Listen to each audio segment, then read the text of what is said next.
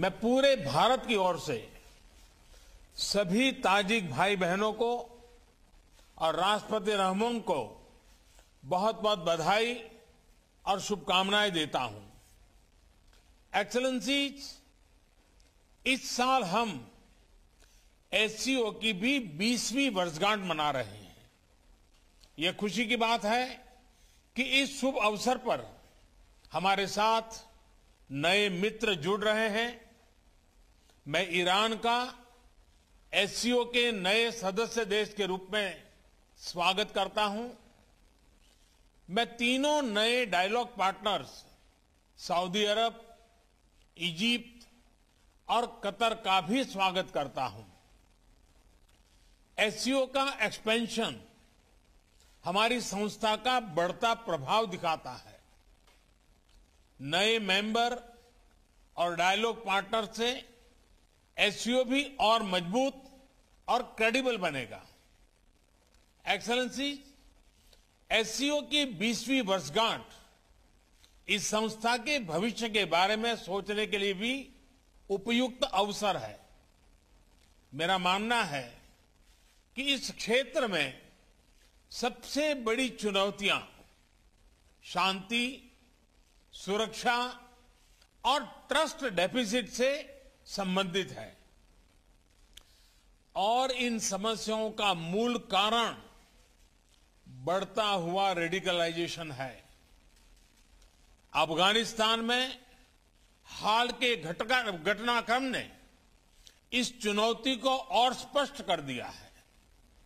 इस मुद्दे पर एससीओ को पहल लेकर कार्य करना चाहिए। यदि हम इतिहास पर नजर डालें तो पाएंगे कि मध्य एशिया का क्षेत्र मॉडरेट और प्रोग्रेसिव कल्चर और वैल्यूज का एक प्रकार से गढ़ रहा है, किला रहा है। सूफीवाद जैसी परंपराएं यहां सदियों से पनपी और पूरे क्षेत्र और विश्व में फैली। इनकी छवि हम आज भी इस क्षेत्र की सांस्कृतिक विरासत में देख सकते हैं।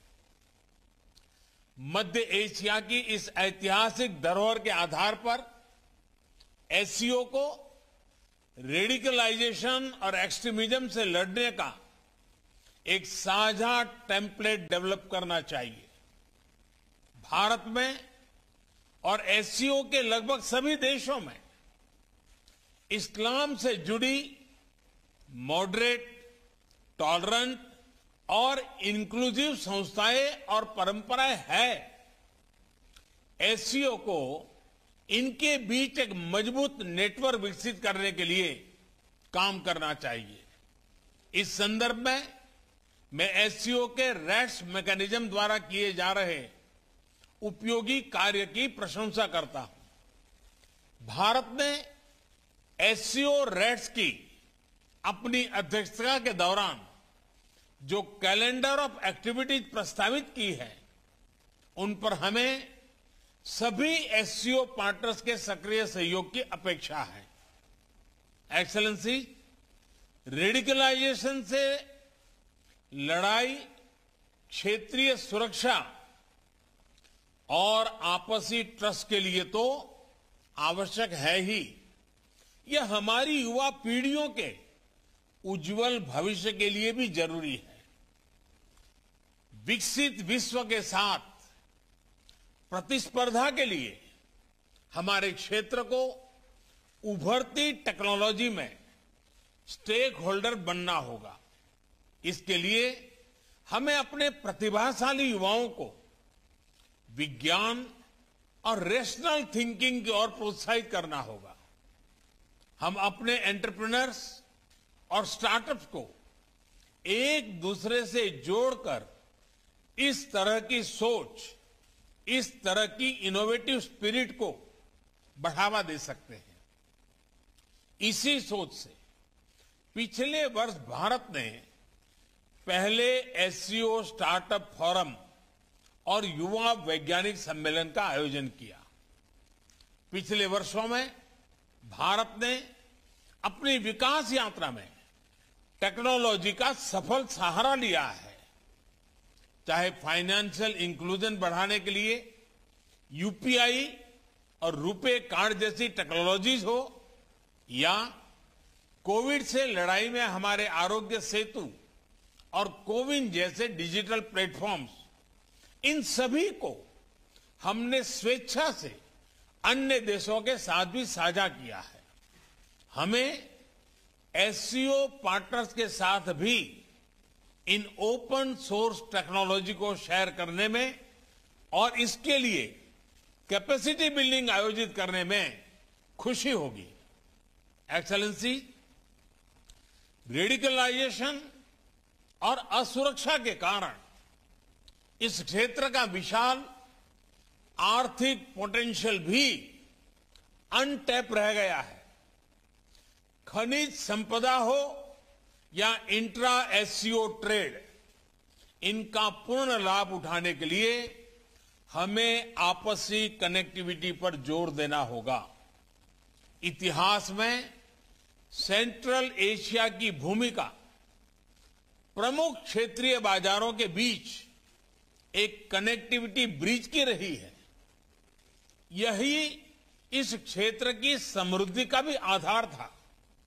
भारत सेंट्रल एशिया के साथ अपनी कनेक्टिविटी बढ़ाने के लिए प्रतिबद्ध है।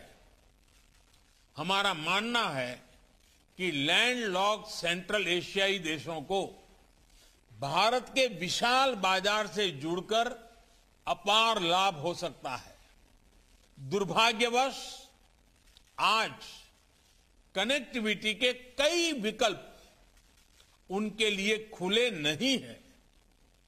ईरान के चाबाहर पोर्ट में हमारा निवेश और इंटरनेशनल नॉर्थ साउथ कॉरिडोर के प्रति हमारा प्रयास इसी वास्तविकता से प्रेरित है। एक्सेलेंसी, कनेक्टिविटी की कोई भी पहल वन वे स्ट्रीट नहीं हो सकती। आपसी ट्रस्ट सुनिश्चित करने के लिए कनेक्टिविटी प्रोजेक्ट्स को कंसल्टेटिव, पारदर्शी और पार्टिसिपेटरी होना चाहिए। इनमें सभी देशों की टेरिटोरियल इंटीग्रिटी का सम्मान निहित होना चाहिए। इन सिद्धांतों के आधार पर एससीओ को क्षेत्र में कनेक्टिविटी प्रोजेक्ट्स के लिए उपयुक्त नॉर्म्स विकसित करने चाहिए। इसी से हम इस क्षेत्र की पारंपरिक कनेक्टिविटी को पुनः स्थापित कर पाएंगे और तभी कनेक्टिविटी प्रोजेक्ट्स हमें जोड़ने का काम करेगी, न कि हमारे बीच दूरी बढ़ाने का। इस प्रयत्न के लिए भारत अपनी तरफ से हर प्रकार का योगदान देने के लिए तैयार है।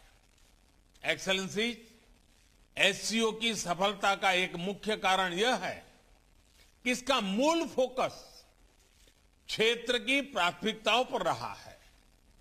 रेडिकलाइजेशन, कनेक्टिविटी और पीपल टू पीपल संबंधों पर मेरे सुझाव एससीओ की इसी भूमिका को और सबल बनाएंगे।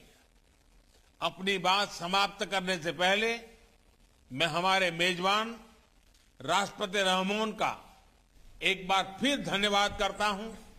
उन्होंने इस हाइब्रिड फॉर्मेट की चुनौती के बावजूद इस सम्मेलन का बेहतरीन आयोजन और संचालन किया है। मैं आगामी अध्यक्ष उज्बेकिस्तान को भी शुभकामनाएं देता हूं और भारत के सहयोग का आश्वासन देता हूं। बहुत बहुत धन्यवाद। तो प्रधानमंत्री के संबोधन में आप सोचिए लगभग 6 मिनट का ये संबोधन प्रधानमंत्री का रहा। छोटा था लेकिन उन्होंने बहुत बड़ी बड़ी बातें इसमें कही। सेंट्रल एशिया से कनेक्टिविटी बढ़ाना चाहता है भारत। भारत ने विकास यात्रा में तकनीक की सफल मदद की है तकनीकी तौर पर, और उन्होंने कट्टरपंथ को लेकर कहा। एससीओ की कामयाबी की वजह क्षेत्रीय प्राथमिकता है।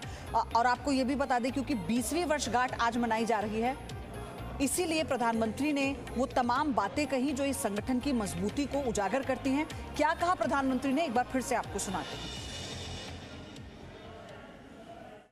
सबसे पहले मैं राष्ट्रपति रहमोन को एससीओ काउंसिल की सफल अध्यक्षता के लिए बधाई देता हूं। ताजिक प्रेसिडेंसी ने चुनौतीपूर्ण वैश्विक और क्षेत्रीय माहौल में इस संगठन का कुशलता से संचालन किया है। ताजिकिस्तान की आजादी की 30वीं वर्षगांठ के इस वर्ष में मैं पूरे भारत की ओर से सभी ताजिक भाई बहनों को और राष्ट्रपति रहमोन को बहुत बहुत बधाई और शुभकामनाएं देता हूं।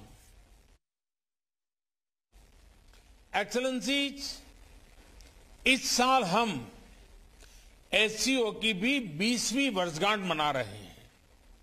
यह खुशी की बात है कि इस शुभ अवसर पर हमारे साथ नए मित्र जुड़ रहे हैं। मैं ईरान का एससीओ के नए सदस्य देश के रूप में स्वागत करता हूं। मैं तीनों नए डायलॉग पार्टनर्स सऊदी अरब, इजिप्ट और कतर का भी स्वागत करता हूं। एससीओ का एक्सपेंशन हमारी संस्था का बढ़ता प्रभाव दिखाता है। नए मेंबर और डायलॉग पार्टनर से एससीओ भी और मजबूत और क्रेडिबल बनेगा। एससीओ की 20वीं वर्षगांठ इस संस्था के भविष्य के बारे में सोचने के लिए भी उपयुक्त अवसर है। मेरा मानना है कि इस क्षेत्र में सबसे बड़ी चुनौतियां शांति, सुरक्षा और ट्रस्ट डेफिसिट से संबंधित है और इन समस्याओं का मूल कारण बढ़ता हुआ रेडिकलाइजेशन है। अफगानिस्तान में हाल के घटनाक्रम ने इस चुनौती को और स्पष्ट कर दिया है। इस मुद्दे पर एससीओ को पहल लेकर कार्य करना चाहिए। यदि हम इतिहास पर नजर डालें तो पाएंगे कि मध्य एशिया का क्षेत्र मॉडरेट और प्रोग्रेसिव कल्चर और वैल्यूज का एक प्रकार से गढ़ रहा है, किला रहा है। सूफीवाद जैसी परंपराएं यहां सदियों से पनपी और पूरे क्षेत्र और विश्व में फैली।